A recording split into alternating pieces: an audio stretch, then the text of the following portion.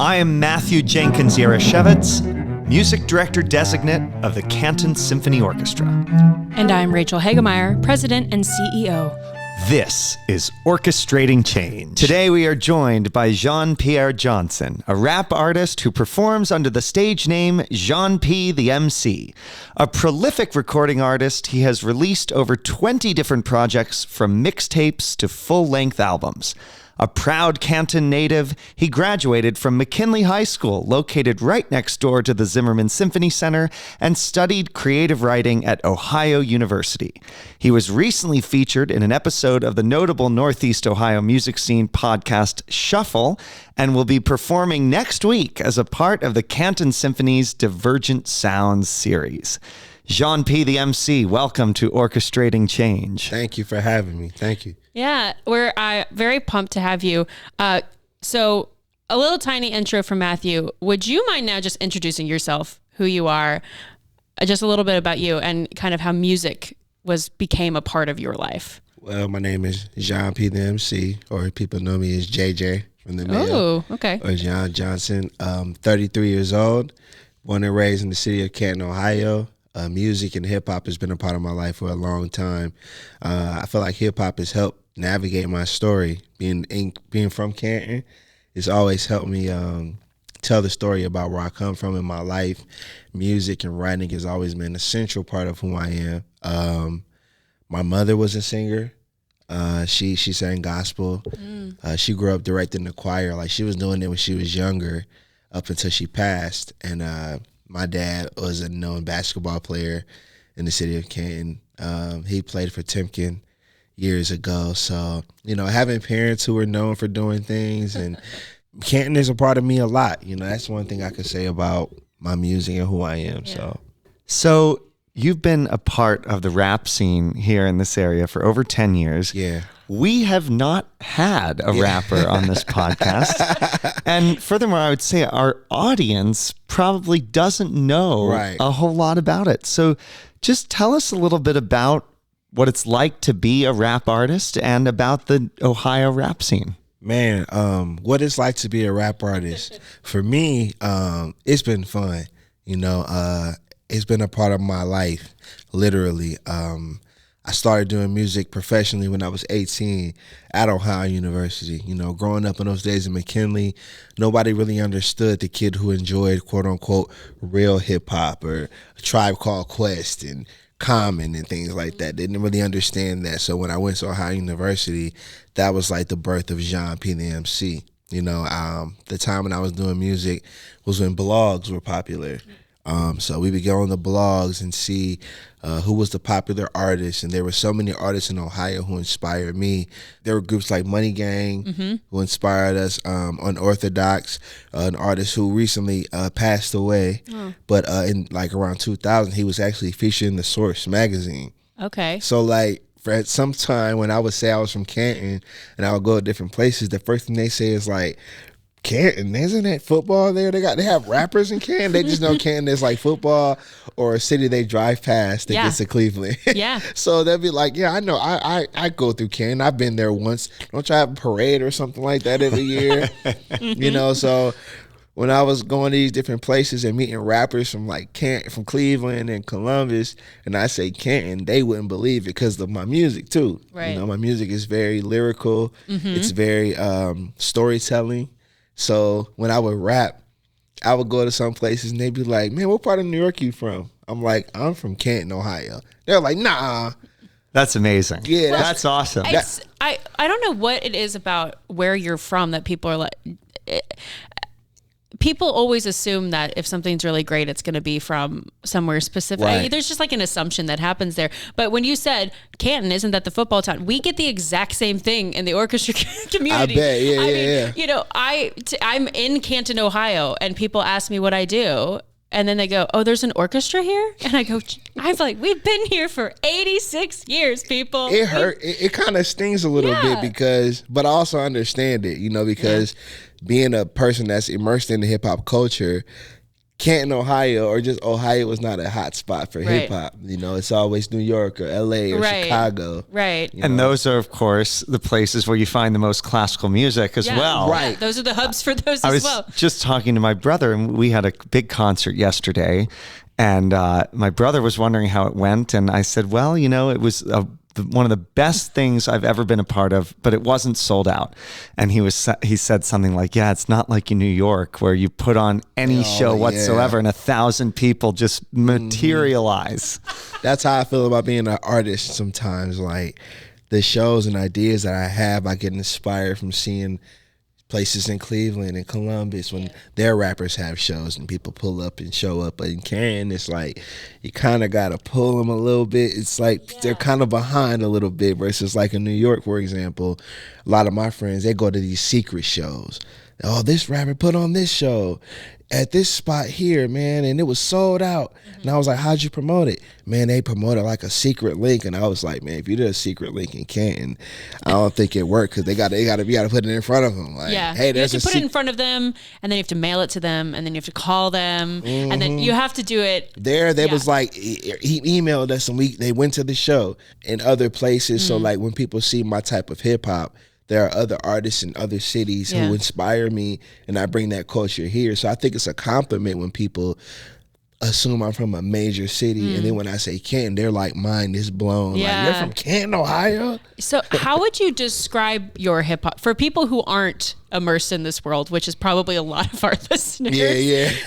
Figure. How would you describe your hip hop and maybe give us the history of hip hop is huge, and we cannot go into all of it because it would take a very long time. It's a very rich and crazy history, depending on where you come from, right? LA, Chicago, New York. But could you talk about maybe your hip hop style a little bit and kind of where it fits in the hip hop world? Well, I know that someone who would come to a Canton Symphony show, when they think of hip hop, it isn't always the most positive things. You know, that's something I will say, because me being a black man and having to represent for hip hop, people automatically have those stereotypes of what we're about. And then you have me coming into the game where it's like you wouldn't even hear me really say a cuss word, and I get mistaken for a Christian artist. So I tell people to be comfortable listening to me. You know, I might say the N word here or damn or something like that, but it's nothing where it's like, oh, I can't play no Jéan Pierre around my kids. Like, oh no, I want all people, younger, old, and even different worlds who may have never listened to hip hop, be like, you know what, I don't listen to a lot of rap, but I listen to Jéan P The MC. I've come across that a lot in Canton, you know, like going to First Fridays and people seeing me rap, and they're like, I've never listened to a lot of rap because it's always violent or something like that. But when I hear you, I don't hear that, and I think that's such a compliment. Yeah, because hip hop isn't all what you see. You know, it isn't all bad and violent and controversial. You have some guys who are really saying things. So I would tell someone, I don't like to use artist examples, but you have to, the people who don't understand the world of hip hop. So early Kanye West. Not like not last year or last week. Last year? You know what I'm saying? Not that. I understand what you're saying. Yes, Like, yes. so like, if you like Kanye West, if you like Common, Talib Kweli, Mos Def, if you just like hip hop, if you like that hip hop that has saying something where you're not like, what is he saying? Which is like my 13-year-old's playlist half the time. You know what I'm saying? I don't know what's happening, but there's words apparently. Yeah, you know, but with me, you can hear something. I can tell a story.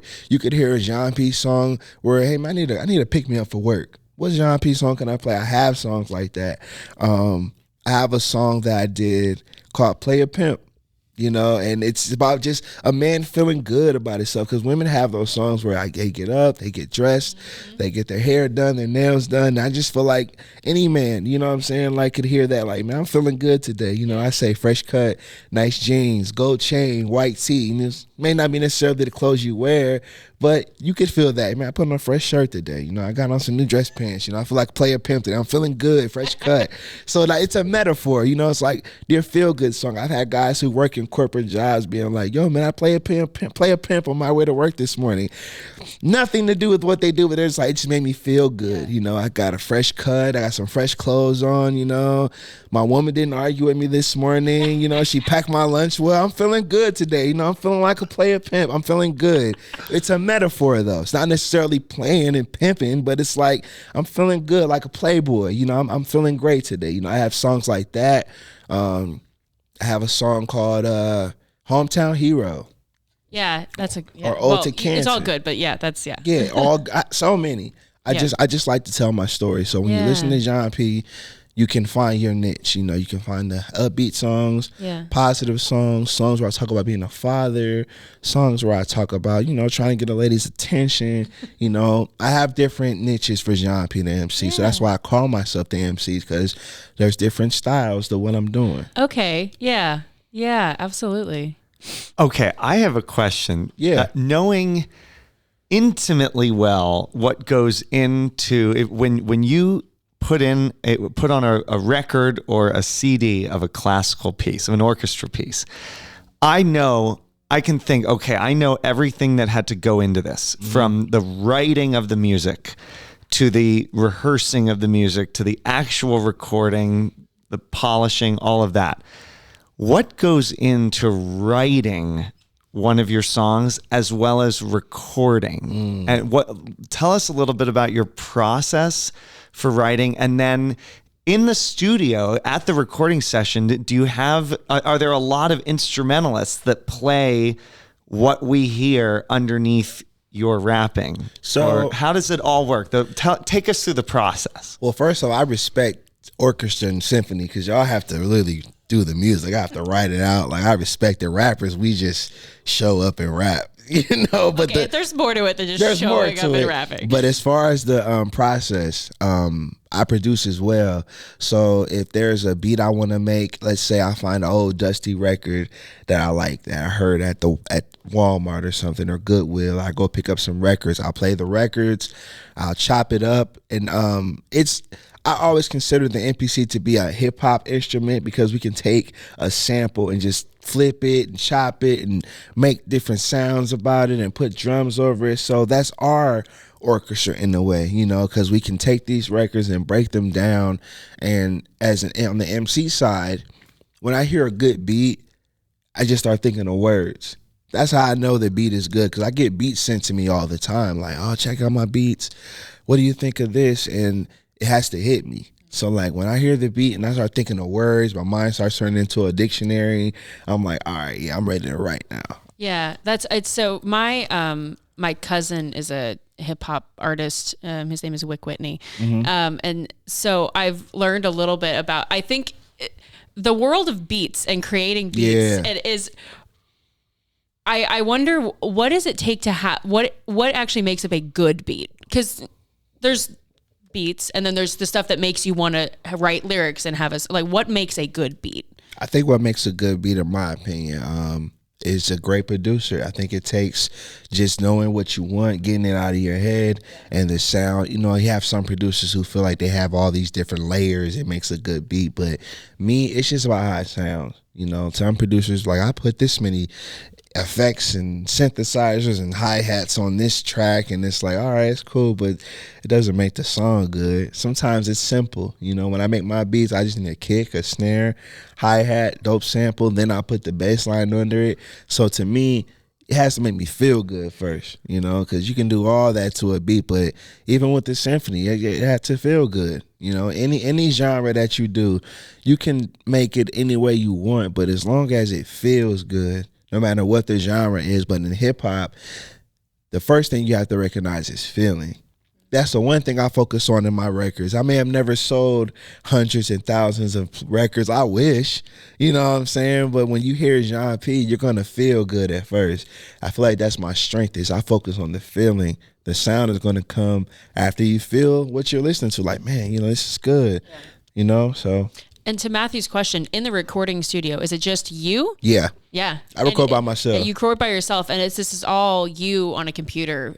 filling in and said, yeah. So you don't have a live drummer who's laying down your beat for you. But you can have that. There are like the Roots. Like the first time I've heard of musicality in hip hop was the Roots. I remember being 14, 15 and hearing Do You Want More and Illa Duff Half-Life and just being amazed at how they were a band. So like when I was young, I would love to experience that, like rap with a band. I did a couple times at OU, rapped with a band. It felt so good. So that's different doing that versus, you know, someone emailing you a beat and you just putting the MP3 for there and just rapping over it. But I love performing with a band. Yeah. That was my first time doing that in college.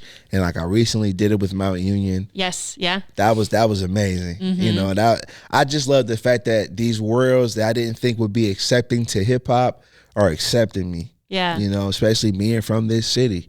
You know, when they reached out to me and was like, "Hey, we want you to rap with our choir," I thought they were joking. I was like, they're joking. This isn't. But 3 nights. Yeah. And new people who've never seen rap with this winter formal. It was so crazy doing this show, and people who you just know don't listen to rap were like, "I like your music. You're my favorite rapper. I like you." That made me feel good. I just love bringing new worlds into hip hop. That's really cool. Yeah. Yeah. You just mentioned Ohio University. So you got a creative writing degree.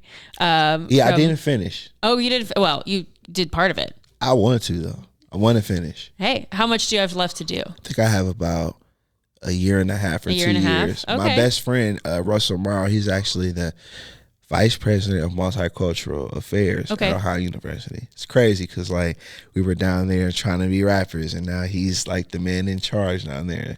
And I always tell him like, "Yo, man, I gotta get my credits together so I can go back to school. I think I'm ready now." Yeah. You know, it's a little different because I think God allowed me to go to OU to learn how to be Jéan P The MC.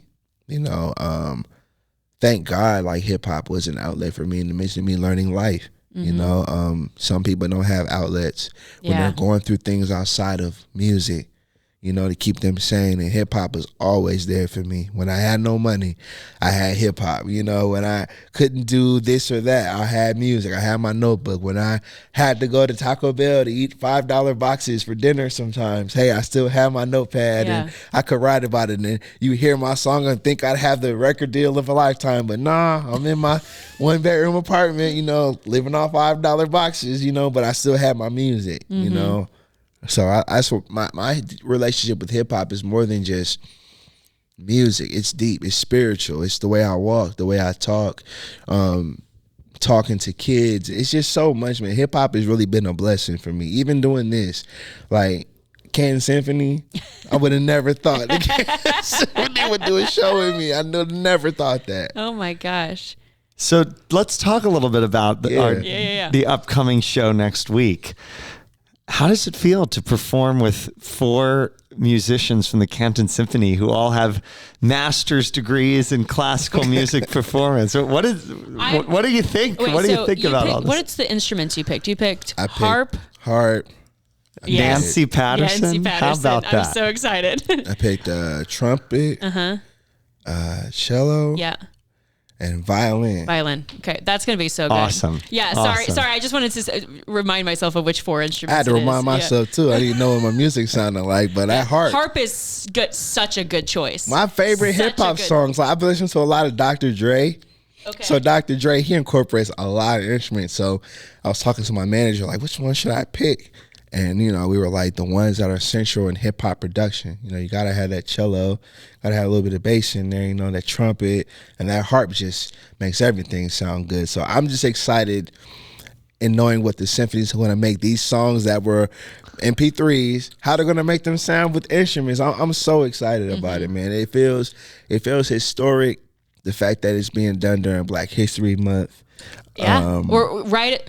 The last day, 29, February 29. Leap day. Leap day. Yeah. It's Black History Month with an extra day. Yes. There it is. So we get 2 days to celebrate Jéan P The MC and the Canton Symphony. But like that's an accomplishment in itself, man. I just want to inspire people who look like me from here, you know, because before I was doing it, it was just black and white. You know, there were some things we couldn't do, some things we thought we couldn't do. We didn't think we can go to symphony shows or go to First Fridays, and we didn't think that was like really welcome or we want to do that. But I'm showing people like, look, we can do this too. You know, that you got hip hop artists. I want another Jéan P The MC to do a show with the symphony 10 years from now or whenever. Well, hopefully sooner than that. Hopefully sooner than Hopefully that. sooner than that. I was hoping my son would, but he wants to be a football player. Yeah. So hey, maybe we can change his mind. I hope. No, but I think that people put music in boxes. Yeah. And a lot of this podcast, I mean, we're in season 5 of it. We've talked to so many people, and we've focused in our own in orchestral music. But the people on this podcast are hugely diverse. I mean, like the people who are in classical music and doing this work come from all walks of life and do all kinds of stuff. And divergent sounds, I think, has been a really cool way for us as a symphony to engage in other genres of music in really fun and cool way. And the shows are always so good. I've heard great things about those shows. So fun. But what's cool is that we do all different genres. I mean, we've, Anya Van Rose did the last one. Shout out Anya Van Rose. She's so good. And we've, and she's more like bubblegum pop, type of music. And we had JT in the fall, and he's a jazz saxophone. Those are my guys. Yeah, and all these artists you're saying, we've worked together. Right. Like I did a show with JT and Flacco. Flacco's done Divergent, That's how I learned. That's how I learned about the Canton Symphony Orchestra was through Flacco. Because Flacco texted me, and he was like, "Yo, man, I got a show in your city." And I was like, "For real?" I was like, where at the Oracle or something? He was like, "It's with the Canton Symphony Orchestra," and I was like, "Hold on, what is that?" Yeah. Well, so we used to do Divergent here at the Zimmerman Symphony Center. So it used to be downstairs, and we tried to transform Foundation Hall, and it was so hard. And we had to bring in so many things, and it took a lot of work. And it was cool. It was cool. At the same time, it was cool. It was cool. It was very cool. But when we were kind of thinking about what's a new way for us to approach this series, we reached out to Josh at the Oracle. And so shout out Josh really, he knows so much. Oh, that's my dude. So he's the one. He was like, "We need to have Jéan P," and I was like, "I don't know who that is." And then I was like, "Great, now he's on the." But yeah, and so just moving that location, but. That's so interesting that you heard about us from Flacco. Yeah, that's really cool. That was cool because when he told me, first I was like, Canton Symphony Orchestra, that sounds great. How'd you get that? He was like, well, they wanted to try hip hop. And I was like, I don't think nobody from Canton's ever done that. My first thought was they must not know. They don't know about Jéan P The MC. Like, Canton hip hop is something that when people find out, they're like, wow. Because it's not just me. You have Nakaso, who was also featured in the repository this month. Oh, yeah, I saw that. Shout out to Nakaso. He performed at Tacos and Tequila, too. Did he? Yeah, he opened up for yes, he did. Yeah. Yes. So shout out to Nakaso. That's the thing. When they find out about us, though, they're amazed. They're like, man, y'all have some really good hip hop here. So that's the cool thing, is like wowing people and them being introduced to what we do, because we try our best to really put on for the city and show other people who listen to hip hop what it's like here. Yeah. Yeah. That's cool. It's really cool. You are somebody who comes from outside our musical sphere of orchestral music. So as an outsider, what is your perception of the world of the orchestra? Man, looking in? You guys really know music.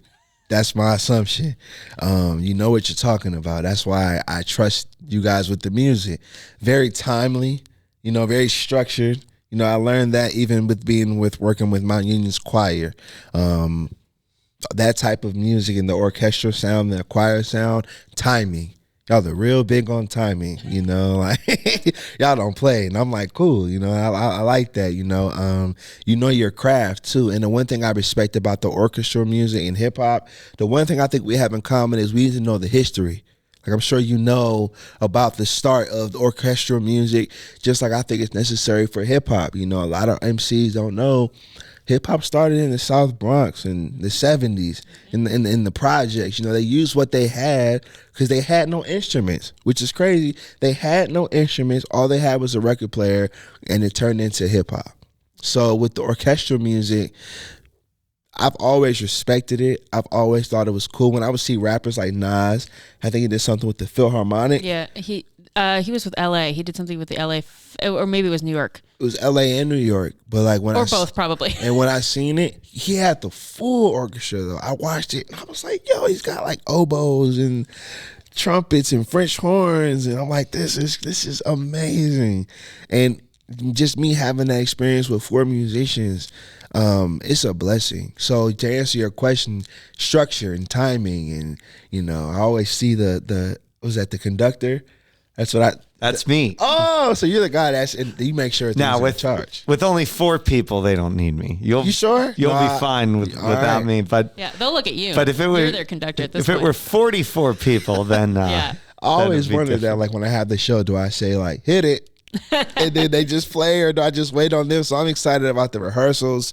Excited about how it's going to go. I just know that when I shared this with my friends and family and fans, they're really happy for me. I didn't realize how big this was until like this week, because now people are like, yo man, the symphony, that's crazy. Stuff doesn't hit me until last minute. So I think next week is when they'll be like, wow, I'm really doing this. Like, this is crazy. Like when you asked me on the podcast, and then tomorrow I'm interviewed with Ed Ballin, and then I have another podcast on Wednesday. So I'm like, thank y'all for the promo weeks. Yeah. I appreciate it. Well, it's so interesting. We've been talking for a little bit, and what you said earlier about, you know, it's black and white, didn't feel welcome. You never thought that this would ever happen. I wonder, our world doesn't have the greatest reputation of being the most welcoming. And that's part of why we have this podcast. And there's been a ton of change happening in our industry. But as you know, looking into the orchestra world, have you looked around and done some research in the orchestra world? Have you like seen, is there anything now you're like, okay, now that's my next goal, like that's what I want to do? Because I love the fact that there's more collaborations happening, and there's more orchestras in America that are doing stuff like this. Like you see like Nas with Philharmonics and doing the full orchestra stuff, and we're seeing that happen, and I think that that's only a trend that's going to keep continuing. But do you see it changing? Do you feel like it's more welcoming now? I know that Canton's really specific, but is there anything that you've kind of observed once we've initiated this project? I definitely feel it's more welcoming. And like what I meant by that was like, you know, we're all welcome wherever, but I just meant like, you know, people don't really go to things like that. Yeah. So with the symphony, I feel honored, and I just want to think like, what's next? You know, because when I started rapping when I was 18 in college, it was just in the dorm room, and I had a notebook, and I didn't know 15 years later I'd do things like this. So it's like, as life goes on, I just want to know what's next. Yeah. It makes you think like, what's bigger than the symphony? You know, do I need 400 more people? There you go. You know, I think that's the big thing, is I just need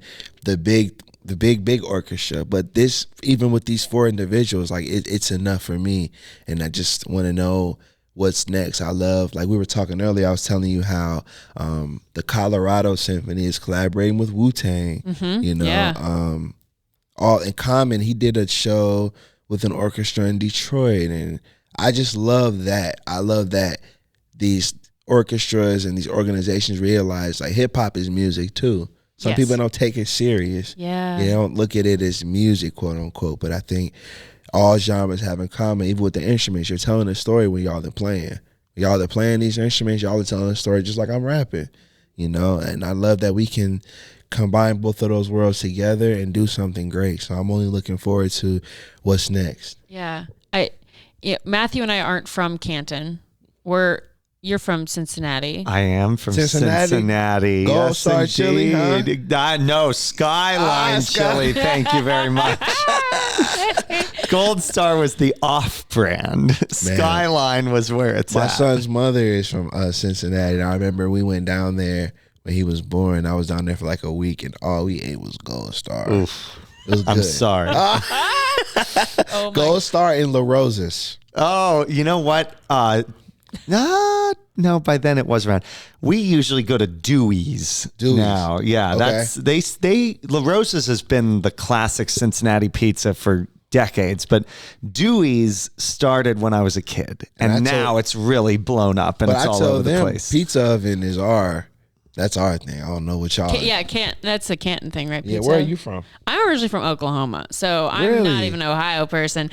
Yeah, I'm originally from Oklahoma. I went to school up in Cleveland, and so I've been here for a while. But you know, I live in Canton now. Okay. I've lived here since 2019, and every city is different and unique and special. And you know, Matthew lives in Cleveland, and he's here all the time. But I wonder, as someone who's lived here your whole life, and we've talked a lot about Canton and what makes Canton unique, but what about, obviously we have the Pro Football Hall of Fame, and everyone that's the reason people would know Canton is the Pro Football Hall of Fame, which as people in the music industry were like, hey, we're here too, help. But what about Canton do you find to be so special? And in our current situation, like looking at Canton as a community, what do you want to see happen in the future? What would your dream for Canton as a community be? So right now I see change in the city. You know, I always joke and say Canton looked like Gotham City at one point in time. You know, it wasn't really much but football here. And then when you see the change and the buildings changing and the more businesses coming and you see the village, like when I see that Ferris wheel over there, I'm like, man, we used to walk around there when we go to football games, and now all that's there it's incredible, man. I love that Canton is it's like a resurgence in a way, you know, downtown, the Arts District. Shout out to the Hub Art Factory. That's where I do my podcast at. You have men and women who like really care about the youth of the city. Lucas Tyndale, Lester Sanders, individuals who really care because we know what the city didn't have. And as far as the kids, we know what's needed. And, you know, a lot of the kids just need someone to talk to. So they need to see the Jéan P The MCs, you know, to show like, hey, yo, we can do some things here, and there's change that's coming in the city. Because, you know, at one point in time, we were just told we just could play football and basketball and sports here. And I just want to show them that you could do more than that. Your creativity can take you places, you know. I just felt honored that organizations want to work with me, you know, with the kids, and allow me to talk to students and be involved in the Canton Symphony, and even me being a mail carrier. That's cool too, because I carry mail in the city. So, you know, it's funny when I go home from work and people are like, I seen you downtown. I was like, well, I probably seen you downtown because I'm just walking around there all the time. But for people to see me be a local popular hip hop artist and deliver mail, you know, I try to keep that tapped in as I can to let them know, like, I'm really involved. Like, I'm not just on no hip hop thing and just saying it. Like, you really can see Jéan P if you want to. I'm right downtown. So if you want to see the man himself, you can see me delivering and carrying Amazon packages upstairs, you know.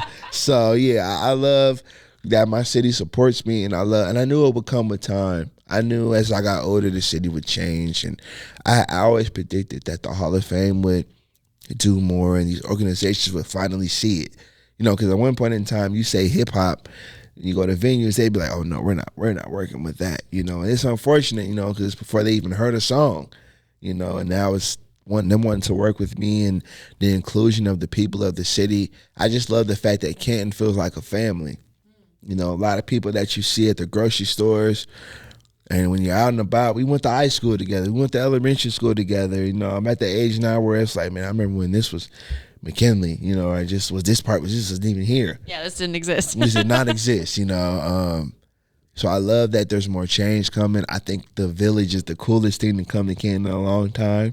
Because, you know, like I said, we were just going to high school football games, walking around and during the games and just kicking it. Now they got security and all this fancy stuff, and it's pretty cool. Yeah. So yeah. I've only been here since 2019. When I got here in 2019, the Zimmerman Symphony Center has been here since 2014. Yeah. And so for a long time, on Matthew and I's drive to work, where there's now the Center for Performance and all that was just a bunch of dilapidated houses Yep. that had been bought, Yeah. and then nothing was being done with, and the firemen would use it as practice. And so people come to concerts, and it looks like they were in a war zone. Yeah, that's wild that was like Yeah. all houses over there. And now it's the village. And it's particularly why I've been here 2 years longer than Rachel. And it was only at the very early stages when I got here. Yeah. And it was actually still like a tree-lined neighborhood. There were a lot of beautiful trees and everything. And it's just so different now. Still in the early stages. But it took, Yep. it was kind of nice when I got here, and it's nice, very nice now. But it definitely, when Rachel first came in, like, where am I? 2 years What is after I happening? arrived, yeah. What's going on? I remember when I knew Canton was on the big things when Dave Chappelle was coming in. Here's how you know Canton people. When someone like that is announced, we don't believe it. Like when Dave Chappelle was coming here, everyone was like, he's not coming here. Someone made that up on Facebook. That's not real. And then till the Hall of Fame announced it, they were like, oh, he's really coming. You know, even with Tacos and Tequila, you know, mind you, it was Rick Ross, T.I., 2 Chainz, a big hip hop artist who could go to Cleveland, Cincinnati, Columbus, do a show. So when they announced that, everyone was like, they're not coming. That's a virtual show. They're going to do it on the teleprompter. Then when they were in person, we're like, wow, Rick Ross is really in Canton, Ohio. Yeah. You never would have said that or thought that 10 years ago. Right. Or 2 Chainz being here and their T.I. So I love the fact that they're coming here and recognizing Canton as another dope city, not Yeah. just Cleveland and Columbus. Right. You know, so I always hear about Hall of Fame time and all these celebrities come in and sneak out. Yeah. It's like, come on, I want to see Ice Yeah, Cube. I want to see Snoop. They take over the Zimmerman Yeah. Symphony Center. I had to. Oh gosh. We don't come into work. We don't that come into week. work. Really? No, We 'cause work we from can't home. get in. There's too much happening. But they rent out the Zimmerman Symphony Center. But Wow. I had to come, they needed someone's security needed the all access key to get in somewhere because it was some famous football player whose name I don't remember. But I was like walking next to a security guard, like letting them in places. And they host parties here. Yeah. Like I always see. Yeah. I forgot like last year. I forgot what player it was. But I was just one day scrolling on Facebook during Hall of Fame week and I was at the house. And someone was like, CeeLo Green was here in Canton. I'm like, really? Who brought him here? But he was performing. I was like, why didn't we know about that? Wow. That's crazy. I didn't know that. Yeah, man, they like this inductees or enshrinees, they have like these parties and like celebrations and they fly their friends in to come and perform. But like we never know about it until someone shares a picture. That's not fair. And then we see Snoop Dogg or something in Canton. I'm like, when was he here? Why didn't you tell us this? We all would have loved to be there. Well, it's interesting that you're mentioning the lately seeing more and more artists coming to Canton. Mm-hmm. It felt like kind of like that with kind of like the same thing for us yesterday with Garrick Olson Yeah, you mentioned performing that show. here. It sounded And like a great show. This man is like one of the greatest living Pianists. piano players. Yeah. And he came to Canton, Ohio. And he came to Canton, Ohio to play with the Canton Symphony Orchestra. This Gosh, guy was it good. This guy could go to the Berlin Philharmonic and he came to the Canton That's Symphony beautiful. Orchestra. That's beautiful. You said he's been And around the world so many times. Truly, and Yeah, it's no, been he was, it was one of the he's most going to be touring Europe later this year. Like he's got. That's what I want to do next. I really just want to perform in different places, like international. I would love to experience like the tour life, but then me being such a fan, and when you hear about rappers and their tour, they say like, "Oh, we're so tired this day," but I'm up for it. I mean, I walk a lot. Yeah, I feel like your mail delivering training. It's built you for touring. It's got me ready for touring. You're so ready for touring. If you're watching this podcast and you want a rapper There we to go. tour, come on. This is a I'm plug. ready. I'm ready. Oh my gosh. So I've got a follow-up question about something we were talking about a little while ago. Yeah. You were saying how important it is as a hip-hop artist that you know the history of your genre. This is something that we as classical musicians study. We take classes multiple on that, right. semesters of classes Multiple. about the history of classical music. And so we know it inside and out by Right. the time we get our degree. Obviously, not all of our listeners are going to go and take a college class about the history of hip hop. But if there's a book or two about your genre's history that you want to recommend Or a to our listeners, documentary or something, yeah. something that people could learn more about the history of your genre? Ooh, that's a great question, that's a great Matthew. question.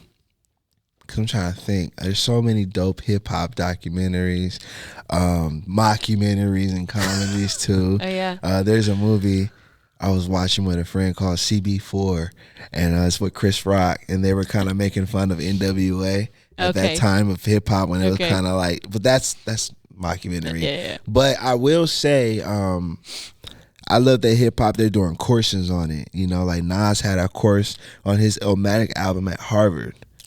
Whoa. Crazy, right? That's cool. So I would recommend a classic movie. I recommend Wild Style.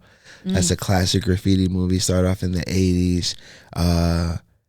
Any form of literature. I love hip hop and literature. I bought so many books as of recent from some of my favorite hip hop artists.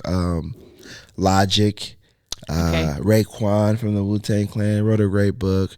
Black Thought of the Roots. He wrote a great book called The Upcycled Self. Oh, that's a great title of That's a book. a great title. That's a great title. Common, he wrote a book called Let Love Have the Last Word. That's a great book. I'm trying to think of a good film. I know good albums I can recommend. Hey, recommend the albums. Go for it. Illmatic, Nas.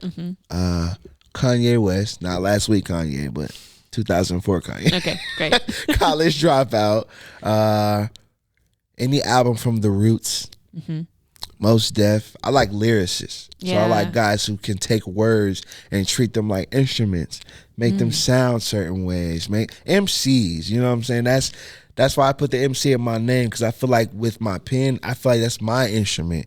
I feel like the notebook is my instrument, you know, not as complex as the orchestra, but I respect it because they know their craft. MCs know the history of the culture, and I respect that musicians have to take orchestra classes. I have friends who've been music majors, and they're like, yeah, we're taking a Bach. You know, we're learning about Bach this week. We're doing a whole 9 weeks. Everybody got to learn studies about Bach. Bach did not in know music school. Bach didn't know when he was alive, but he became the building blocks for everything. Oh, man, I thought music majors, when I was in college, I thought music majors just played music. And every time I seen them, they just be like, yeah, we're studying on this today.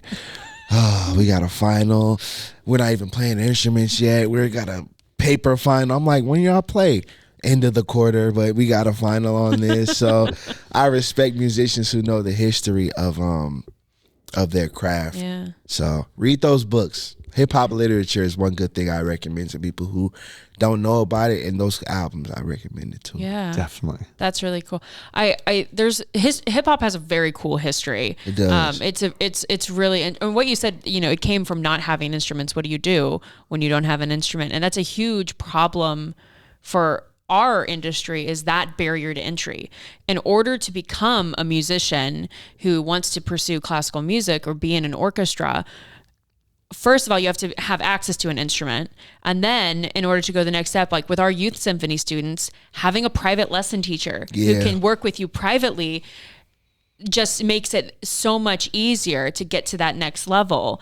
And that's so much barrier to entry. That's and true. it's just so expensive. Like there's no wonder our art form is constantly wanting to think about, the name of their podcast, Orchestrating Change, is because, you know, our stages don't look like our you know, and it's a really big problem that we've been, you know, the industry's been thinking about for a really long time. But hip hop was like, yeah, we fixed that problem. We're good. From my understanding, the start of hip hop, the lack of music programs is how the genre started. They didn't look at music as obtainable or valuable, so that's why it cost us money to buy these instruments. So we're gonna remove the program. So I always love, like, and it's a part where it comes from too. You know, when you come from the projects, you're gonna make use of what you have to get by. And with hip hop, they used their records and turntables that every household had, and it turned into big, all that, you know, and it turned into this genre of music that's gone from the projects to commercials. Marketing agencies need hip hop for to sell products, you know, so it's come from that to where it's at now. So that's the beauty of hip hop, and to be a part of it. Last year was the 50th anniversary of hip hop. Really? Yeah. Wow. 1973. Yeah, what's considered the I don't know what's considered the first. It's a date in August, but there's a printed flyer from DJ Kool Herc. He's considered the forefather of hip hop, and they had wrote hip hop on there, and so they considered that the first documented hip hop day, because I think there was August 12th. I'm sorry if I'm wrong. Don't kill me. But on there they said, we having a rent party.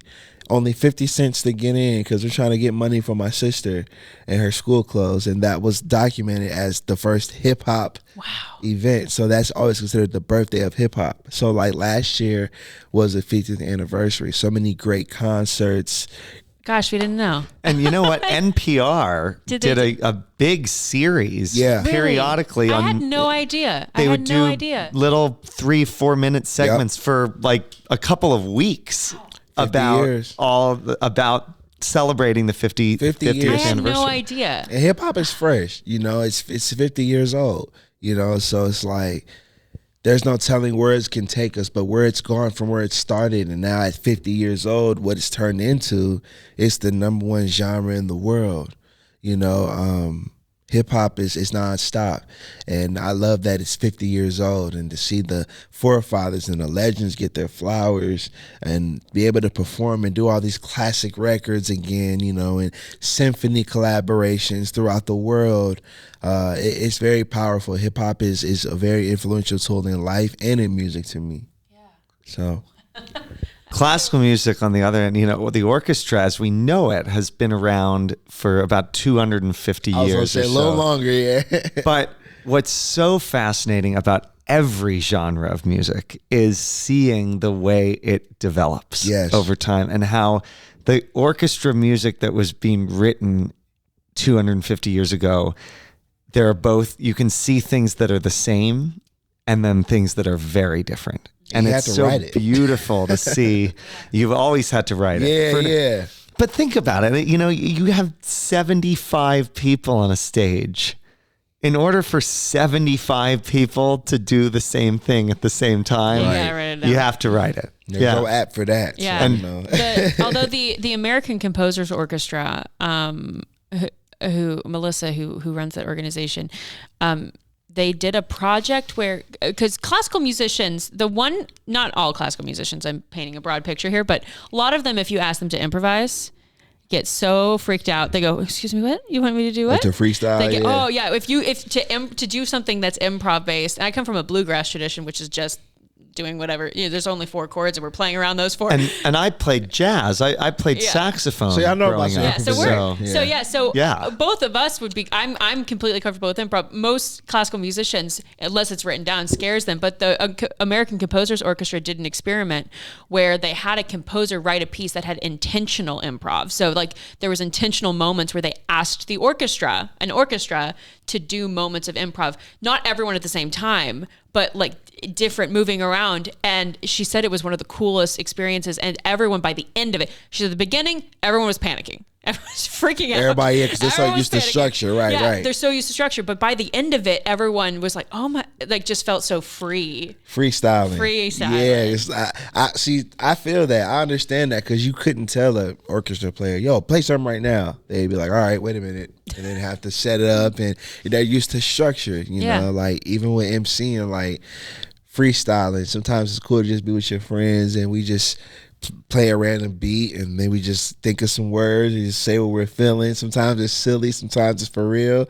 I know some great freestylers who, don't even need to write their rhymes. They just go off the top of their head. That's such a talent. That is unbelievable. It's an unbelievable talent. Yeah. I know some great freestylers. I had a friend in college named Crispy. You could tell him a word and he would just go off about the word and just rap about it. And different objects. There's an MC, I think his name is Supernatural. When he would do shows, he would tell the crowd to hand him objects, and like when they would hand him stuff, he start rapping about it. That's cool. When I love that y'all are blown away. Yeah, that's cool. It's fun. It's cool. The classical equivalent to that. Yeah, I heard. What's our equivalent? An organist in Paris, the pipe organ in Paris, who was given 2 popular songs, the names, like basically two people like called out popular songs, and he improvised a piece, like an improvisation. That's cool. Based on the tunes of these two popular songs, but in the style of classical organ music. That's great. Yeah. That's like the classical equivalent. And then that there's I could think of remixes. You know, in hip hop, you can remix a song. You know. Oh, classical music loves to remix. Well, we don't call it that, but people do remix. Here's the thing. We love John Williams. But John Williams was so inspired by a lot of other music, and you can find, and Matthew has done really good research on this, but you like that tune from that one famous movie, All We All Know, that's from this symphony from 200 years ago. Matthew can list off so many of those. He's got them in his back pocket. See, the symphony and hip hop are kind of the same in some aspects. The values of it, you know, in the history, me being an MC, you got to know about the history beforehand. You know, nowadays people kind of focus on whoever sells the most records is the best hip hop artist. And that's not always the case. You know, you got some selling a lot of records who are not the best, you know, but they also would have not known or cared to know the history. Versus me, when I know I carry this mic in my hand, I'm making history. You know, I'm doing something historic with the Canton Symphony, and that's an honor to me. That feels like, you know, my favorite hip hop artist selling 1 million records or something. You know, it's like I can say I perform with the symphony. You know, not a lot of people can say that. Yeah. So I like that I'm making history, even though it's on a local level. But I can share this to future family members and kids, you know, and my nieces and nephew they're going to be at the show, and they're excited. That's you know, fun. They think I'm like the biggest, and I love it too, man, because my sister will ask them, what do y'all want to hear? And they'll be like, Uncle John, and they'll just play one of my albums. So I want them to see this. So I told my sister, please bring my nieces and nephew to the show, because I want them to see this. They're young, and I want them to remember that, you know, because I have a skit on my album, Jean Not John, where my nephew was like, you could write a book about your life, your career. You know, little kids just say whatever. And I asked him, would you read it? And he was like, yeah, I'd read it. And I have a younger niece named Janaya, and she was like, I will read it. And I was like, you know how to read? And she said, I know how to read a little bit. And I was like, all right, well, thank you. And that means something. So the fact that we can tell a story, and my nieces and nephew can look back and say, my uncle did a show with the symphony, and I was on his album, that warms my heart and keeps me going. That soundbite, is that like them saying that on the album itself? Where, yeah, there's a skit on John Not John where, the skit is called Unk. And that's where so cute. Yeah, that's where I did that. So I like to incorporate that into my albums as well. So I love when people take voicemail recordings or something and from their personal life and insert it in the beginning of songs as like because we don't want to get sued from the ones we get from YouTube. So we just use what we know. Yeah, you know. It's so cool though. It makes the song feel that much more real. I love that. I love when I want people, when they hear a Jéan P album, to feel like they're about to go watch a movie. You know, I'm sure there's artists in the classical genres where you play their music and it feels like an experience on top of being music. So when people hear a Jéan P album, I want them to feel like, man, I'm about to listen to a great album, different emotions, different stories, different vibes. I like to bring that element to my music. There's so many of the best pieces of classical music that aren't just music. It takes you on a journey. And I think that's what it's supposed to do. And the most effective pieces, in my mind, are the ones that can do that. The ones that can truly, you are in a different place. You don't forget where you end it. When you end that journey, you've been on the journey. You feel the weight of having taken that journey. And it's such a beautiful experience. I always wish I knew how to direct movies whenever my albums are done, because when people tell me, man, I feel like I was watching a movie. When I do the history, like Illmatic, the album I mentioned, the recommendation, when you listen to Illmatic by Nas and you just close your eyes, you feel like you're in Queensbridge, New York with him. You feel like you're in those projects and dealing with those stories. You feel like you're there. Even though you've never been to New York, you feel like you're a part of it. When I hear a Snoop Dogg album, I feel like I'm in warm California and it's warm out and I'm enjoying the West Coast. Or when I'm in the South, I feel like I'm in the Dunks with my cousins, you know, chilling out. I love that music can take you places. And I want people, when they hear Jéan P, we're in Canton. We never been there. We might have drove through it, but it's more than football. You know, I'm in Canton with Jéan P. Another commonality I just realized between hip hop and classical music. I think a lot of people struggle with the idea of going to a symphony orchestra concert because it's so long. And so I feel like this piece of music is going to take forever. Yeah. And I think people have lost the art of listening to albums. And I think I agree. many hip hop artists, especially they write hip-hop. the album is the album. It's meant to be consumed as as one thing, just like a symphony, which is about 40 minutes, you know, about the same length as an album. It's meant to be consumed as a journey, as a story. And I think that a lot of people have lost the art of listening to an album all the way through. Their attention spans are so short. Yeah. We're on TikTok all the time, so we see that 10, 15-second TikTok. We expect our music to be like that. But I'm a lover of music, so I love the albums. I love the art of the album, you know, because that's the generation we come from, those classic albums. I just hope that I make classic albums, or when someone makes a list and puts their favorites, that Jéan P's in there somewhere. That's the standard. Like when I think of Rolling Stone and Pitchfork and all these great reviews, I'm like, man, I want to get an album that just has a good review. You know, someone that, like, the equivalent would be like in The Source. If you got a 5-mic album, that was better than getting a Grammy. You know, because the Grammys, they hit or miss about hip hop recognizing us, but like. In The Source, you ask any great MC, if that album got 5 mics, they were all good with that. So that's really cool. I think my last question is we've talked about this, but what can we as the Canton Symphony Orchestra be doing to affect change and be a part of this, the resurgence of Canton? What can we as the Canton Symphony Orchestra do? Because I think, especially in the music community, because the music community of Canton, I think, is so much more broad. It's so much bigger than people expect, right? What you mentioned of me, people, you say you're from Canton, people are like, oh my gosh. There's so many amazing musicians here in Canton. So what, from your perspective, can we as the Canton Symphony Orchestra be doing to be a part of that resurgence, that change, to see things get even better in the future? I would just say, for the Canton Symphony, just keep your ear out. You know, just really tap into these communities, not just hip hop, but there's so many different young artists who would love just the opportunity to perform with the symphony. That collaboration, it's inspiring to me. You know, like I pray that you guys may see another hip hop artist from this city that may want this opportunity. You know, because we didn't think it was possible. You know. So I would tell the Canton Symphony, just keep your ear out, you know, just pay attention to the culture other than just like what's in front of you, but really dig into what's going on out here. Because for me, as Jéan P The MC, I feel like I had to fight a little harder, you know. That's why I appreciate the Oracle for always being a place for me that has been home. You know, the fact that when it comes to hip hop and people think of the Oracle, they're like, well, Jéan P, he's like one of the faces of the Oracle because he's done so many shows there. And Tim Carmody being at the Hub, you know, being in places. Tim was here at our concert yesterday. Shout out to Tim, man. Tim does everything. Tim's everywhere. Tim is everywhere, and that's what I strive to be. I want people, when they think of Canton hip hop, the first name they think of is Jéan P.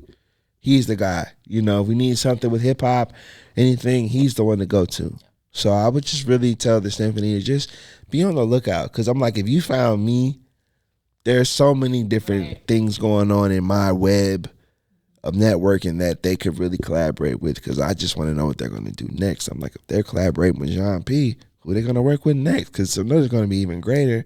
Because I think about this show every night. You know, I've been performing for 15 years, okay? And I thought that KRS-One, because I opened for KRS-One, another great MC, I thought that was the pinnacle for me. I was like, I met the God MC. I don't need to do nothing else. But when the Canton Symphony was like, hey, you want to do a show? I was like, cool. But outside, I was like, yeah, this is going to be insane. I can't wait. You know, so it keeps me inspired, and I just wonder what they're going to do next as an organization, because I'm like, it's going to be some more great things. 'Cause now people are like, I'm going to the next one. I hope that when they see Jéan P, they're like, I hope they do more like this. Because I have friends who've never even been to a symphony show. This is their first one with me. You know, they've been to Jéan P shows, but it's like they've never seen the orchestra.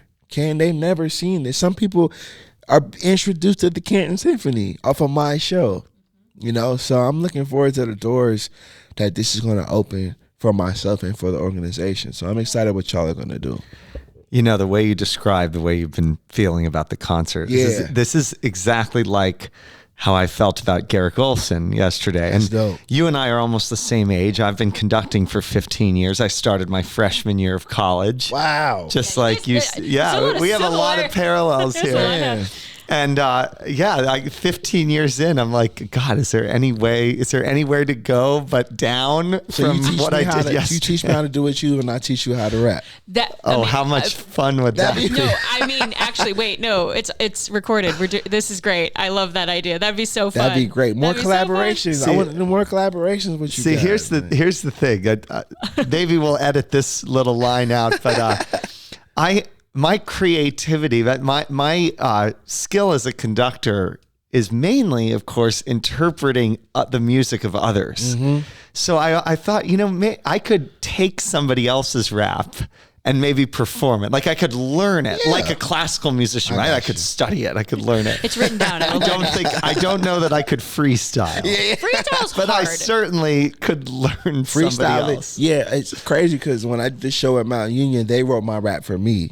Okay. That was a first. Interesting. Oh. That's very interesting. Yeah, they did Yeah. a song called "Children Go Where I Send Thee," and in the performance there was a rap written, and I had to learn the rap. Gotcha. There was a rap that they put into the song, so I told Miss Beth, shout out Miss Beth Poland, I said, We you know guys were the first to ghostwrite for me. I never had no one write my raps for me before, but you're the first. You can ghostwrite something for Matthew. I got you, man. Yeah, Let me get you right. exactly. I Got you, love man. that. I love that. Well, and that's I think what's so and why I was so excited to have you on the podcast is because I was thinking about it and I was like, there's got every music has something in common, but for some reason, like hip hop to me has always felt like a genre that has so much more in common with classical music than a lot of people would realize, and I think that and there's also some really interesting, I think hip hop is born partly out of people's lack of caring to make music accessible. Exactly. And the lack of music education in programs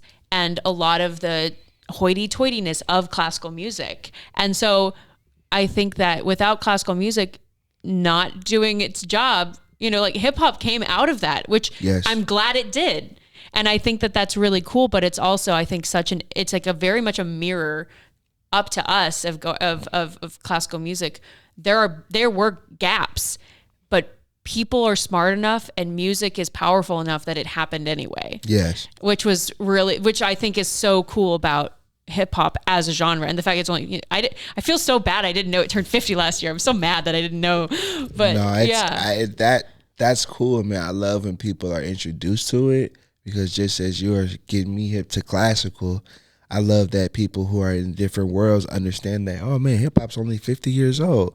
It's a fresh genre of music, and I love the fact that it can start conversations. Like I have friends who like their certain type of artists, and I'm a real big hip hop head, man. Like I just love I'm trying to think of something I've done that was really hip hop outside of music. So when I do my podcast, I try to teach the kids about it. I love talking with younger kids about it. You started doing a class with enrichment, didn't you? I started doing a podcast class with enrichment, and one of the things I do is I ask the kids, who do y'all like to listen to? And the artists, they tell me, crazy. They always have some wild, but the first thing they say is, they have this many streams and this many numbers. And I'll put them on the music I like, and they'll be like, oh man, this is really good. When did this come out? I'll be like, 1990 something. That's when it came out. Oh, this sounds really good. Or when they hear my music, I love when the younger kids hear me. Because when I go into the schools, they're like, oh, someone's just coming to talk our head off. Then you play the music, and they're like, oh, wow. you're from here, you know? So I love that, man. Hip hop it's changed my life, and it's opened some doors for me that I'm glad that it has. Definitely. So before we let you go, we're going to ask you the question that we ask every guest at the end of every episode. And it is a very open-ended question. So take it and run with it however you'd like. How do we orchestrate change? Man, you orchestrate change by including the people. I think including the city, people who want to change. You know, you can't change things who people you don't want to involve. I think when people want change, it happens. I love the fact that y'all are collaborating with me and other people. I think change requires collaboration. You know, including everyone. You know, making people feel they can do it. And that's why I think change starts. Tapping in with other groups of people. You know, I think that takes change. But my main answer to that is you incorporate change by working with people who want change. You know, unfortunately, we live in a world where some people don't want that. They don't want change. They just want things to be the way they are. But sometimes change is necessary. It's better for you as a person, and some people don't want change. So for your organization, work with people who want change. That makes things so much easier, you know? Like, if they want that, it makes it all easier. When people who don't want change, it's like trying to get someone to do something, they don't want to do it. So I love the fact that y'all are really incorporating that and wanting to change, you know? Like, I respect that, you know, because some people I won't work with because of their values and their standards on things. But like when I saw y'all podcast was about change, I was all aboard that. So I'm all about change, especially Canton. I love Canton, so yeah.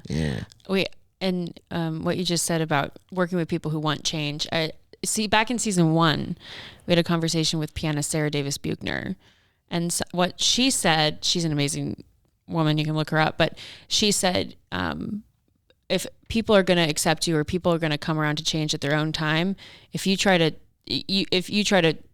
don't waste your time on someone who's not going to accept you or work with you. If they get to a point where they do, great, good for them.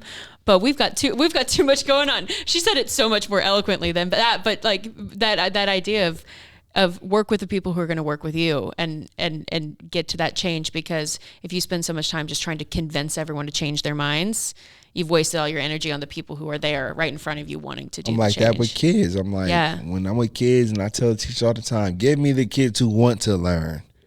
Give me the kids who actually want to do this. You know, I'm not discouraging the kids who may not want to, but it's like I like to work with passionate people. Y'all are passionate about music, so that makes me even more excited about the symphony, you know, because from the outside looking in, I'm thinking y'all are like wearing tight coats and y'all are this way. I didn't know what to expect. I'm like, man, they're probably like really structured. They probably don't really want to work with rappers, but the fact that y'all were all smiles when I come in, that makes me feel good, you know, so it's like y'all want change, though. Y'all not like we're just going to do hip-hop because we have to do it. We're just checking the box. Filling the quota. You know, you can feel that when you go to certain places, but nothing at the symphony here. Nothing here is done because we feel like we have to. Good. It's done because any music that we put out with our name on it is done because we feel it's good music that our audience deserves to hear. I like that. I like that a lot. Like you want to change. You know, you want that. So that makes me happy, and it makes me feel like I'm a part of something good. So yeah, a part of making hip hop history and becoming a part of that history on the last day of Black History Month. The last day of Black History. Oh my gosh, Jéan P, it has been such a pleasure talking with you today. Thank you so much for coming in. You're welcome. Yeah, thank you so much. Of course, this was fun. Jéan P the MC. You can hear him with the Canton Symphony Orchestra as part of our Divergent Sound series at the Oracle on February 29th. Orchestrating Change is a production of the Canton Symphony Orchestra. Our theme music was composed by Eric Gould and performed by Derek Snyder and Tim Adams. Our audio engineer and mixer is Nathan Maslick, with video and audio editing by Shoreline Media. Thank you for listening, and we'll see you next time.